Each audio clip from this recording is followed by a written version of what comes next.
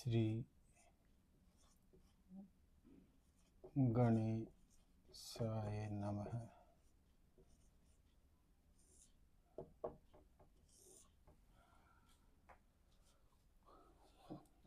आज हम जानेंगे जो लग्न चार्ट है उसकी डिटेल, उसके डेप्थ में अपन जाएंगे। तो इसके अंदर हम एक चार्ट ड्रा कर लेते हैं।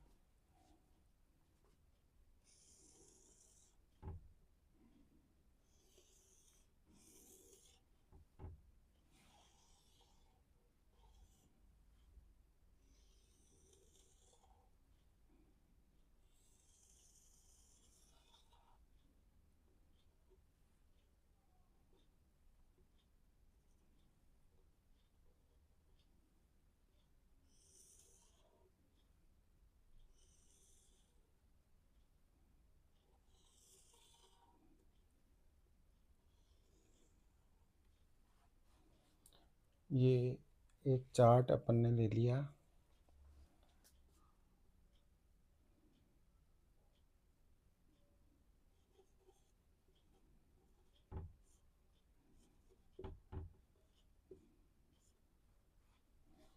लग्न चार्ट ले लेते हैं।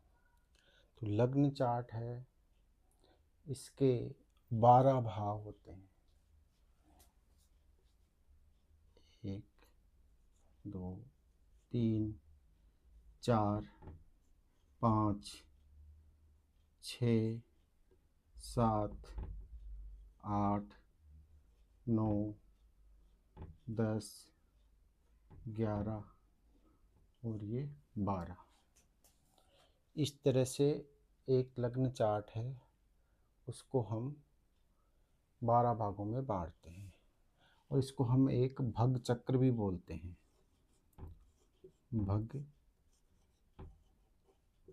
चक्र, एक भग चक्र कितना होता है? 360 डिग्री। और 12 भाव होते हैं, तो 12 का भाग दे दो, कितना आ गया? 30 डिग्री। तो एक भाव वो कितने का होगा? 30 डिग्री का होगा। तो 30 इंटू 12 करेंगे 360 आ जाएंगे। तो एक चक्र पूरा हो जाता है। तो हमने ये जाना 12 भाव होते हैं। एक भाव का जो मान होता है वो 30 डिग्री होता है। अब ये इतना अपन को समझ में आ गया। अब इन 12 भावों के नाम होते हैं। तो जो पहला भाग होता है भाव, उसको हम बोलते हैं लग्न भाव। इसको हम लग्न भाव बोलते हैं और तनु भाव भी बोलते हैं। तनु का मतलब होता है शरीर। आप स्वयं जो हो वो हमेशा फर्स्ट जो हाउस होगा वो आप स्वयं होंगे। अब स्वयं होंगे तो इसमें अपना आपका मस्तिष्क, आपका चेहरा, ये इससे रिप्रेजेंट होते हैं। होता तो पूरा शरीर है, लेकिन मेन रूप से आपका ब्रेन और चेहरा, ये दो इसमें आएंगे आपके। अब चूंकि इसमें आप स्वयं हो, बाकी जो 11 हाउसेज हैं वो आपको कुछ ना कुछ देंगे और आप रिसीवर हो। तो लग्न चार्ट है क्योंकि आप स्वयं हो। इस पृथ्वी पे जब आप आए हो, आपका जन्म हुआ है, तो आपको अवस्थाओं के अनुसार जो भी आपका कर्म है और जो आपको भोगना है, वो ये 11 हाउसेज हैं, यही आपको आपके जीवन को चलाते हैं। अब चूंकि इसके अंदर फर्स्ट हमने समझ लिया, जो इसका सेकंड भाव होता है इसको कहते हैं धन भाव भी कहते हैं, कुटुंब भाव भी कहते हैं। तो इसको धन भाव, तो धन भाव है, ये दूसरे नंबर का जो धन भाव है, ये आपका धन से संबंधित है, कुटुंब से संबंधित है, वाणी से संबंधित है, जिह्वा से संबंधित है। आपका जितने भी अन्न होते हैं, खाद्य भोज्य पदार्थ है, उन सब से संबंधित होता है। आपकी राइट आइज़ का ये भाव है। तो इस प्रकार से इस भाव से हम एनालिसिस कर सकते हैं।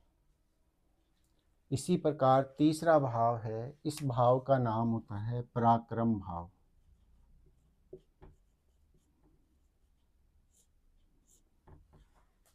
जो पराक्रम भाव है, पराक्रम भाव आपके मेहनत का है, आपके परिश्रम का है, आपके छोटे भाई बहन भगिनी उनका है, और आपके नौकर सेवक, ये सब हम तीसरे, छोटी यात्राएं, ये सब हम पराक्रम भाव से देखते हैं।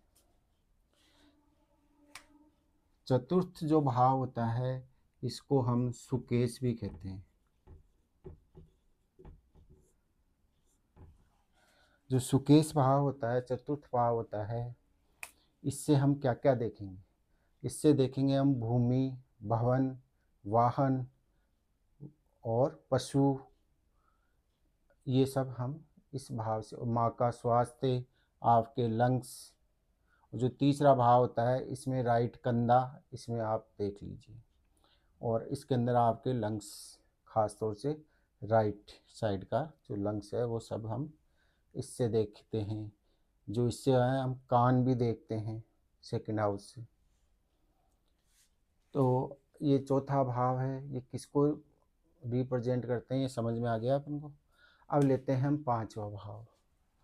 जो पंचम भाव है ये आपका है संतति।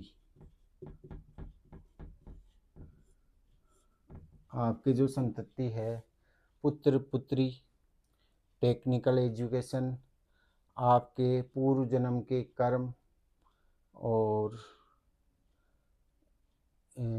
आपके इंटेलिजेंस, बुद्धिमत्ता, ये पांचवा भाव है वो रिप्रेजेंट करता है। जब भी हम एनालिसिस करेंगे, प्रेडिक्शन करेंगे, तो इस भाव के ये हम संदर्भ लेंगे। जो इसका षष्ठम भाव है, ये भाव होता है आपका रोग, ऋण और रिपु। रोग बीमारियां हो गई, ऋण आपका जो भी जितने भी कर्ज हैं आर्थिक, और जो भी आपका पैतृक पितृ, सारे जितने भी तरह के ऋण होते हैं जो आपने उधारी ले रखी है वो सब इससे लेते हैं। और रिपु होता है शत्रु। साथ ही ये कंपटीशन का भी है, प्रतियोगिता,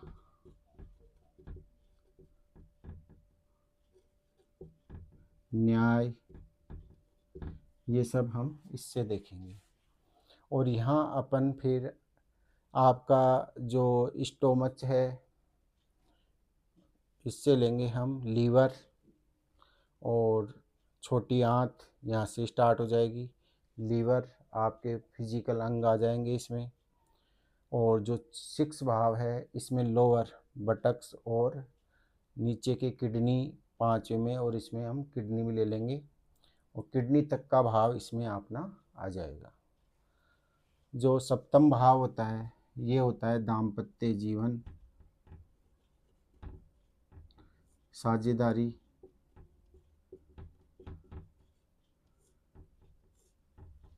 और व्यापार।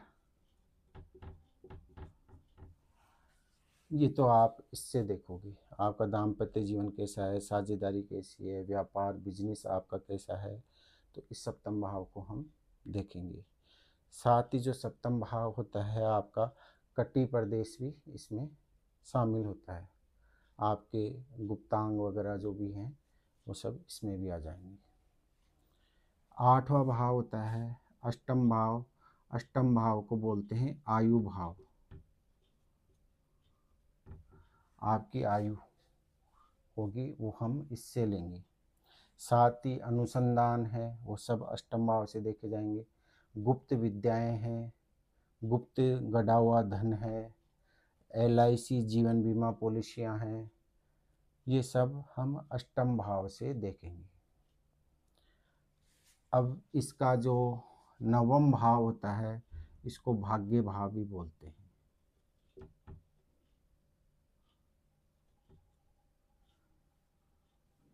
आपका जो भाग्य है वो नवम से देखा जाएगा। साथ ही लंबी समुद्री यात्राएं इससे देखेंगे हम नवम भाव से। और आपका घुटन जंगा से लेके और नीचे घुटनों तक का इसका अपना पार्ट होगा। अष्टम भाव होगा, ये छिद्रों का भाव भी होता है। आपके मल द्वार, मूत्र द्वार, ये सब इससे देखेंगे गुप्तांगों की। और जो भाग्य भाव होता है इसमें आपका ये धर्म भाव भी होता है, क्योंकि धर्म त्रिकोण का भी ये हिस्सा होता है। तो जितने भी आपके धार्मिक आयोजन करना है और साथ ही आपको भाग्य से जो मिलना है, लंबी समुद्री यात्राएं हैं, धर्म कर्म, सब हम नवम भाव से देखेंगे।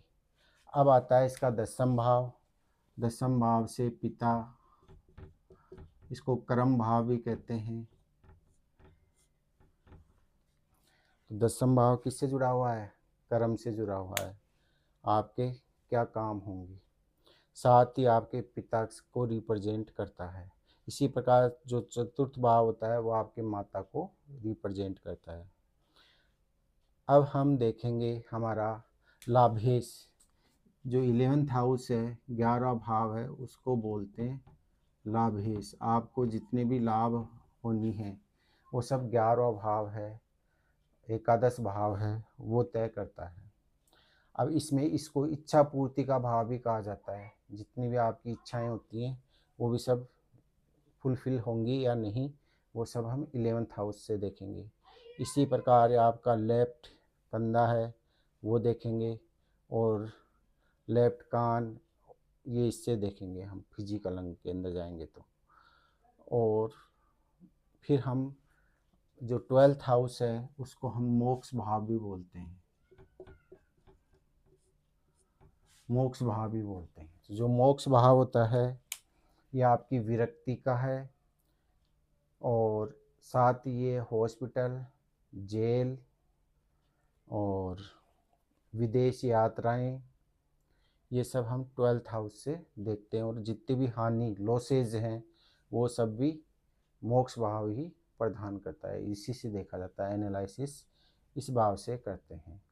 तो आज के वीडियो में हमने जो एक चार्ट होता है, लग्न चार्ट, इसके 12 भाव होते हैं, वो किन किन से जुड़े हुए होते हैं। आपकी लेफ्ट आइज भी होती है इसके अंदर, तो इसके अंदर लेफ्ट आइज को देखेंगे। तो आज 12 भाव का हमने थोड़ा सूक्ष्म, इसके अलावा भी बहुत सारी चीज़ें हैं जो हम इन भावों से देखते हैं। मैंने आपको मेन जो इसका, जिससे मोटे तौर पर जाना जाता है इन भावों को, वो आपको बताया है।